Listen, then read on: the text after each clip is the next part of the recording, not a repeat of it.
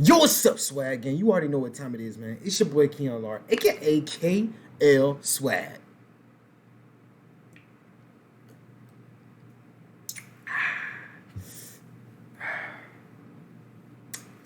Back here with a video, man. Look, man, we about to react to the sacking of Sacksonville 2018 to 2019, bro. I guess he's talking about Jacksonville. We back here again with Urinating Tree. Make sure you comment, like, subscribe, and let's just get into the reaction. Ooh. Quick shout out to my fellow compadre Tom Grassi. If you haven't heard of him, he's a heathen Packers fan, but makes up for it with entertaining videos about the NFL at large. Skits about the league and teams, a lighthearted affair all around. He also looks a lot better on camera than me. Stop on by his channel and stay a while. Subscribe to him while you're at it. You won't regret it, I swear. Make sure you subscribe to me too as well. Yeah. It's fun to use the powers of hindsight. It's our greatest strength as a species, just saying. To think that we considered this moment as potentially the beginning of a great stretch. Bro, Jacksonville raw as hell, bro. Point in the age of Sacksonville. Marching into Pittsburgh, the other path, the forest of decadence. To embrace the vices that destroyed many teams before you. To ignore the true goal in favor of cutthroat politics, favoritism, and power tripping. Raw ass team out of time. Foxborough in the AFC Championship game, Jacksonville was playing with house money. It was a season of incredible success. Years of futility and ineptitude blossomed into a legitimate contender. The offense wasn't the greatest group in the world, but Blake Bortles wasn't absolutely terrible. For real, that's what I'm saying, bro. Especially complimented by an emerging running Blake Bortles was actually playing his ass off. If Jacksonville had a better quarterback, bro, like a Deshaun Watson, or if Deshaun Jackson, I think, was he in the NFL? I don't think he was. If Deshaun Jackson, if Deshaun Jackson was with Jacksonville, bro, that team would have won the Super Bowl, bro. They would have beat the Patriots. Like, I don't know. Well, actually, no. They wouldn't have beat my Patriots because, because of Brady, and our defense was actually real good at that time. But Jacksonville was also really that good, and they literally almost beat us. So I really don't know, though. I really don't know. Lamar probably could have got that win against us. I don't know. I really don't know. But they went crazy, bro. Jacksonville was disgusting, especially with Leonard Fournette. Group blessed with talent, one that dubbed themselves with a name to be feared, Sacksonville. A defensive line boasting a resurgent Calais Campbell, Malik Jackson, Avery Jones, and an emerging edge rusher in Yannick Ngakoue. Oh my God, I know. Trade for Marcel Darius only made the front even more deadly. Veteran Paul Posluszny anchoring a linebacking core flanked by two strong young stars in Telvin Smith and Miles Jack. Yeah, I forgot about that linebacker. Loaded. Arguably the best corner in the game, and Jalen Ramsey shutting down #1 receivers. He was. Bouye covering the other side equally as good. Deshaun Gibson and Barry Church manning the safety position. They was. Built for both the present and the future. I haven't heard nothing about Barry Church, bro. He must have retired or something. In New England. Hell, they were up by 10 against them in the fourth quarter. The impossible was almost reality. All the offense had to do was hold the football. The defense was starting to bend, but they did enough against the Steelers. What happened? 3 and out, 6-play drive, 3 and out. Yeah, this makes me happy just watching this. Pass to D.D. Westbrook. The offense failed and the defense couldn't hold. By the time the Patriots took the lead, the Jaguars' offense was long classic. All they needed was one drive to get to the Super Bowl, and even that couldn't be done. But at least the future looked bright. There's finally hope in Duval. Tom Coughlin was entering a pivotal offseason at the Gilmore, I remember that. Head coach and the most successful one in Jacksonville short history, thrust into an executive role. Flanked by his loyal servant Doug Marrone on his right and Dave Caldwell, the GM, on his left, the triumvirate needed to decide the fate of a few different pieces. In particular, quarterback. Blake Bortles still has pedigree. He leaves a lot to be desired. They almost beat us, bro. Back somewhat after a god-awful 2016 campaign. It's enough for the group to throw a nice reward contract in his face with $26 million guaranteed. Damn! It's interesting. It relied on continuing to develop for it to pay off, but the defense was the key. Paul Posluszny was retiring after a long career of service. Okay, so he did retire, okay. To be filled. That will come in time, however. He was a good-ass linebacker. The 2018 season is beginning. Besides notoriety, there was another element that was starting to rise. A seedy attribute that spread like wildfire from the players to management to the fan base. Arrogance. The same vice that led Damn. to the downfall of the team they embarrassed in Pittsburgh the season before. The main culprit, none other than golden child Jalen Ramsey. Ooh, Apparently, yes. the only skill he developed was in shit talk. Look at that! Remember that interview with GQ magazine about how he called most quarterbacks in the league shit, painting a massive target on the team's back for the season? Leonard Fournette telling Ezekiel Elliott to hit a treadmill? The defense eating the shit fed to them from every angle? The organization believing that nothing needed to be changed on offense? And the fan base. This isn't even hearsay about their fans. Look at the comments from the old Jacksonville video from a few years ago. Dude, all became insufferable. Unbelievably insufferable. This whole organization hadn't been in this spot for a long time, but sure as hell acted like it. You guys had 1 year, and suddenly you think you're the hottest shit this side of the Mississippi. If you're going to talk that much shit in every aspect, you better be able to back it up. Although, when you end up getting a petty revenge against New England at home in week 2, it will at least justify it. I mean, they are 3-1 and looking like one of the best teams in football. A hot matchup against Kansas City will assert their dominance. Or at least it would if they weren't rounded up and shot beforehand. That's the only explanation I've got. God damn. Bounce back against the Cowboys, you thought? Try a massacre. On the other end, utter destruction of that so-called elite defense for 60 straight minutes. The walls are crumbling. Same as Blake Bortles' disguise as a quarterback against the Texans. Bro, I would have put Blake Bortles on his ass, bro. Benched in favor of the backup who ran the offense significantly better than the bonus. Look at that, he's ass. Still He's lose the game ass. easily. He only played 1 good year, How bro. about a nice trip to London where the players celebrate Friday night with bottle service and club life? They're so haughty that they believe a 50,000-pound tab would be on the house. They don't take not being treated as gods lightly, starting fights with security and 4 of them being thrown into the slammer. Damn. The game itself with Philadelphia didn't go so well, but that's unsurprising. After the bye, a trip to Indianapolis where they find out about Eric Ebron. By the way, didn't Ramsey call Andrew Luck trash? Yes, I sir. thought he did. And Yes, then sir. there's the skirmish against the Steelers in Jacksonville. Oh boy, was this a fun one. Totally dominating them on defense, yet still losing because the offense is diarrhea and Blake Bortles can't throw a football. Nathaniel Hackett is forced to fall on the sword after the game, probably up the gut like most of his running plays. At least they had some fight in them against Buffalo.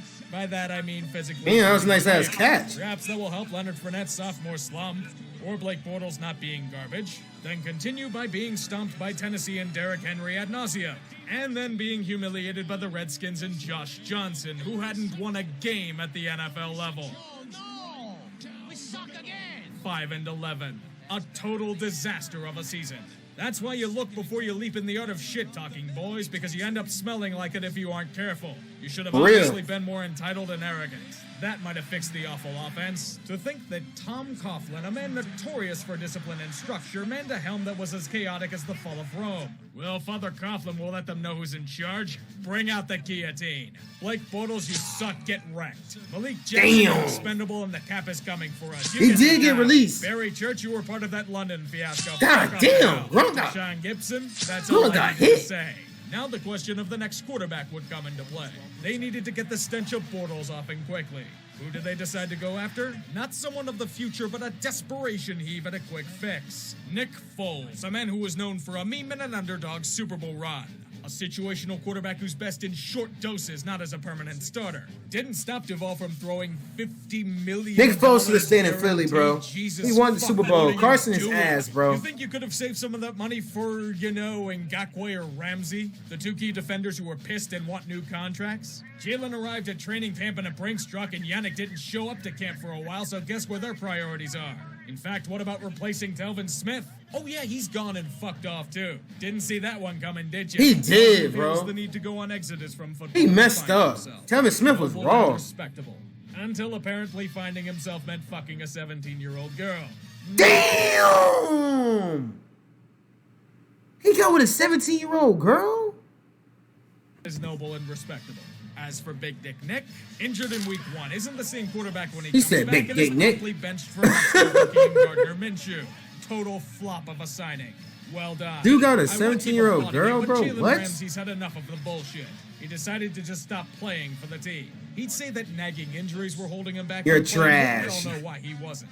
He wanted out. He eventually got his wish, and wouldn't you guess it, he's spry and ready to play for Los Angeles. Damn, he went up Here's for the that. issue with the Ramsey trade to the Rams. In a vacuum, it's a great deal for Jacksonville. They got tremendous value for a guy who was going to demand a premium contract and became a locker room distraction. Signs pointed to Ramsey not being the man worthy of paying that much money to.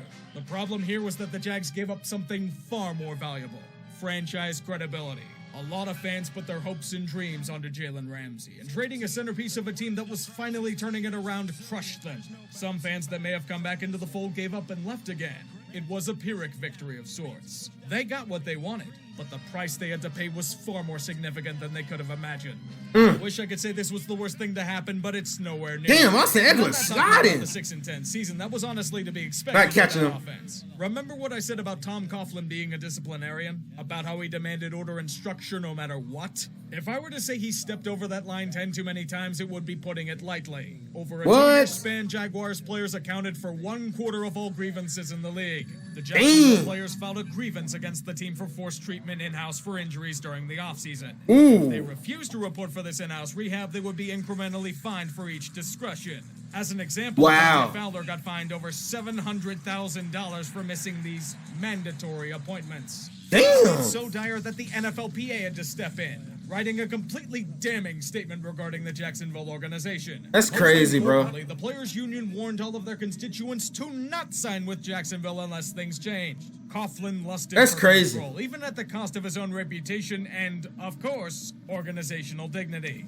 He was unsurprisingly pushed off of a cliff by a bulldozer 2 days later. If he didn't set his watch 5 minutes ahead, perhaps he could have missed his dire fate. But what to do about his underlings Marone and Caldwell? Damn. In the usual circumstances, the people under the head honcho are usually fired off into the sea of unemployment as well. It's not like we're dealing with outstanding talents. Bro, it's just crazy, bro. Jacksonville was just really like that at the time, bro. All they had is trash Bortles, man. Bortles was ass. But at the same time, he was playing pretty good. So it's like he had that one pretty good year, bro. Marone was never considered to be a tactical master. But damn, bro. Coach. Caldwell, Jacksonville was good at one point. Disaster that was Blake Bortles, they are replaceable. But this is where Shahid Khan comes in. Khan is a very hands-off owner, as one can tell with the utter chaos that ensued over the past few years. In these situations, though, you have to blow it up. Hell, you already are with the player core, so why not start fresh without any sort of taint on the team? Khan doesn't think this. In fact, he's so enamored with whatever the hell the two are doing that he keeps them around, cutting off the head and letting the body flail around aimlessly. This is apparently the Jacksonville way. The offseason only leads to more pain. The newest victims, A.J. Bouye and Calais Campbell, traded to other AFC teams for a mere pittance of what the fans value them as. They did get rid of Nick Foles' awful contract, but that shouldn't have been signed to begin with. A massive impasse for Ngakoue just got even wider, as Ngakoue will more than likely never play another down in Jacksonville. Leonard Fournette's stock has fallen so far down that he was shopped to everyone for a day 3 pick. Even for that price, no one bit. If it weren't for the pandemic, they would have had back-to-back home games in London. All the better since they probably don't know the damage report. Out of that vaunted Sacksonville defense, only 2 players are left: Miles Jack and Avery Jones. Damn, I like Miles Jack, bro. Amazing defense, a potential Super Bowl contender, and hopes and dreams. Ooh. What? It's gone. It's all gone. Over the past few years, one gold truth has come into the light. Shahid Khan does not care. It's shown in how little he's done to maintain The hell is the that? success they had. It's shown in how he's had to react to scandal Big ass mustache. before it becomes a fire. It shows in how he's been eager to let the Jaguars become London's team instead of endear itself to Duval. It shouldn't be like this, though, since this man is the living embodiment of the American dream. An immigrant who came to this country with nothing, worked hard for decades fighting and clawing to stake a claim in this land to become one of the more influential men in the modern age. Yet in this timeline, he's just like every apathetic owner out there. I won't shit on the fans that hard, even though you let the winning get to your head, since you're in a dire situation no matter how you look at it. You can't root for the future core since they may end up being gone in a few years if things don't improve. You can't get attached to the team since it's only a matter of time before they move to London. And don't worry, Khan will win. If there's anything that the NFL has shown over the past decade, it's that they don't give a flying fuck about goodwill towards cities. Lol cow. Welcome back to Irrelevance, Duval. Damn. Damn, bro, that was crazy, bro. I remember when Jacksonville was really that shit, bro. But now, they're back trash again. But anyways, man, make sure you comment and subscribe, bro. Road to 10K. I will see you guys in the next video.